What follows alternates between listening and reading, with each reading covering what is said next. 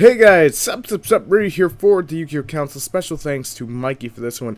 Welcome to Tech Tuesday, your weekly Tuesday discussion of tech cards. And before we get underway, if any of you are interested in Uncharted 4, I know I'm plugging this on the RyuAvalonGaming channel, which you can find a link in the description down below after this video. You can watch it. We're starting to Let's Play on that too, alongside with Dark Souls 3. So, just throwing that out there. Just throwing it out there. Here's Unwavering Bond, which is something I feel like people are kind of just disregarding at the moment, but should be paying more attention. If we learned anything from Tech Tuesday, or anything from our past, it's that if something's not that good right now, it could become exponentially much better in the near future. And Unwavering Bond is definitely one of those situations how I just go, holy crap, we have a gem on our hands and people are not picking it up.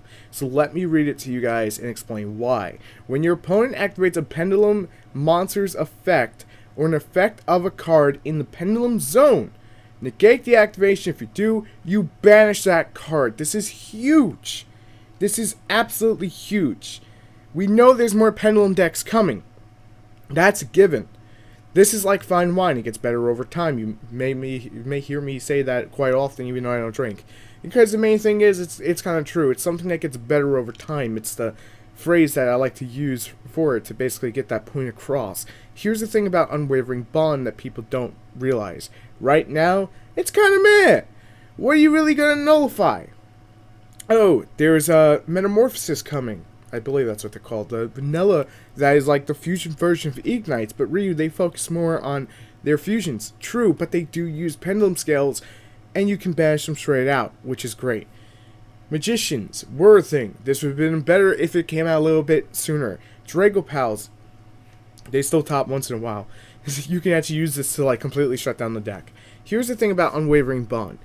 As time goes on and we get better and better and better Pendulum decks, this is a hard counter to those decks. This is kind of one of those like sleeper cards that people are not picking up in the set. And I actually did pull one out of a $3 pack because I was bored. I didn't record it because of my back, and I just said fuck it. And then obviously it was kind of just, I put it off to the side. I didn't think about it until Mikey brought it up. Here's the thing. This card honestly has exponential amount of potential to go and become something viable.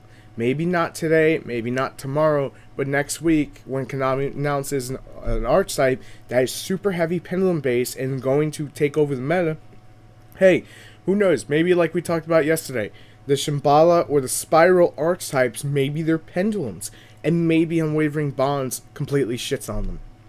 It's a counter trap card. And if anything goes in our past that we know about Yu-Gi-Oh!, counter trap cards are some of the best cards. Especially now that counter trap cards are especially searchable by another pendulum, and that pendulum nullifies, the cost of trap cards. And this has no cost. The only thing that you really need to activate this card is your opponent to activate a Pendulum Zone. That's it. It's simple and it's easy to understand, and it's like you just play it and you poop on your opponent. And it's not going to be like the end-all card, because I prefer stuff like Solemn Strike and Solemn Warning when they drop it. But you know what? There are certain pendulum monsters, and I'll give you an example, like Dragon Pit Magician, that can pop your back row so they can safely make a play before they go off into that giant summon that you would just Solemn Strike or Bottomless Trap Hole or whatever. Unwavering Bond now protects that Bottomless Trap Hole or that Solemn Strike that you want to use against that Pendulum Summon. It now costs them a Pendulum Scale to do it. It changes the way that basically the turn is played. It may not seem that way at first, but when you break down the plays and you look at all the aspects of it, it definitely does. So Unwavering Bond is one of those sleeper cards, just like the Trap Trick Succeed. I think it's going to get better as time goes on. But you guys let me know what you think down below. Thanks for watching. And I'm out for Tech Tuesday. We always keep Tech Tuesday kind of short because I'm working on some other stuff for you guys. I don't want to say what it is yet. Shh. It's going to be great. Anyway, I will see you guys tomorrow for another video. And thanks for watching. And if you checked out the RyuAvalonGaming channel, thanks for doing that too. I will see you on the next one as always. Peace.